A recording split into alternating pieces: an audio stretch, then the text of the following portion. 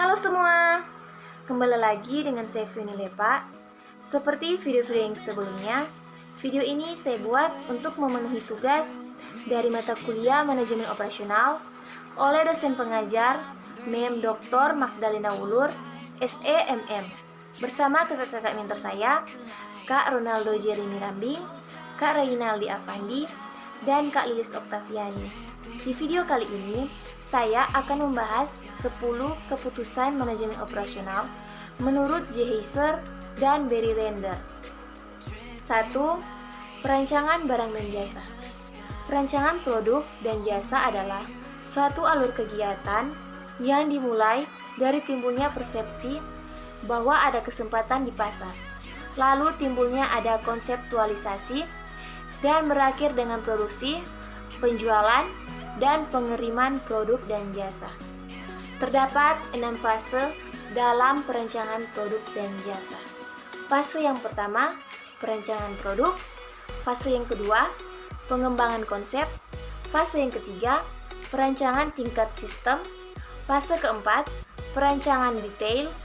Fase kelima, pengujian dan perbaikan. Dan fase yang keenam, produksi awal. 2. Penetapan kualitas. Kualitas adalah kemampuan suatu produk atau jasa dalam memenuhi kebutuhan pelanggan. Mengelola kualitas dapat membantu membangun strategi yang sukses, akan diferensiasi, biaya rendah, dan respons yang cepat. Faktor-faktor yang mempengaruhi kualitas. Yang pertama, manusia. Yang kedua, manajemen. Yang ketiga, uang. Yang keempat, bahan baku. Dan yang kelima, mesin dan peralatan. 3. Perancangan proses dan kapasitas. Pada perancangan proses dan kapasitas, berhubungan dengan kualitas, sumber daya manusia, persediaan, penjadwalan, dan pemeliharaan. Keputusan proses yang diambil membuat manajemen mengambil komitmen dalam hal teknologi, kualitas, penggunaan sumber daya manusia, dan pemeliharaan yang spesifik. Terdapat 4 strategi perancangan proses. Yang pertama, fokus pada proses. Yang kedua, fokus berulang. Yang ketiga, fokus pada produk. Yang keempat, fokus pada mass customization. 4. Pemilihan lokasi.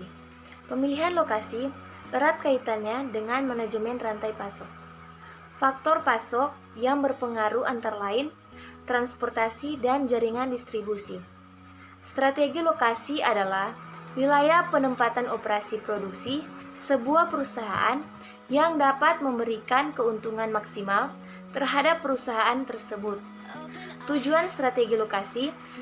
Penentuan lokasi yang tepat akan mempengaruhi kemampuan perusahaan dalam hal antara lain, yang pertama, melayani konsumen dengan memuaskan, yang kedua, mendapatkan bahan mentah, dan yang ketiga, harga layak atau memuaskan.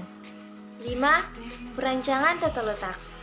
Tata letak merupakan suatu keputusan penting yang menentukan efisiensi sebuah operasi dalam jangka panjang. Perancangan tata letak akan berpengaruh pada aliran bahan baku, kapasitas yang dibutuhkan, jumlah sumber daya manusia, keputusan teknologi, dan kebutuhan persediaan. Faktor-faktor yang harus diperhatikan dalam mengatur tata letak. Yang pertama, ruangan gerak material dan para pekerja. Yang kedua, ruangan untuk servis dan repair equipment. Dan yang ketiga, pabriknya sendiri. 6. Strategi sumber daya manusia dan rancangan pekerjaan. Faktor sumber daya manusia mencakup keselamatan, kesehatan, job description, lingkungan kerja, dan upah. Tujuan strategi sumber daya manusia dan rancangan pekerjaan adalah untuk mengelola tenaga kerja dan mendesain pekerjaan sehingga orang-orang dapat diberdayakan secara efektif dan efisien. 7. Manajemen rantai pasokan. Manajemen rantai pasok berkaitan dengan keputusan apapun yang harus dibeli dan apa yang harus dibuat. sehingga kualitas apa yang harus dibeli akan menentukan kualitas apa yang dibuat. Etika manajemen rantai pasokan. Yang pertama, etika personal. Yang kedua, etika di dalam rantai pasokan. Yang ketiga, perilaku etis terhadap lingkungan. Tujuan umum dari rantai pasokan manajemen ini adalah menyeimbangkan antara permintaan dan juga penawaran agar lebih efektif dan juga efisien. 8. Persediaan.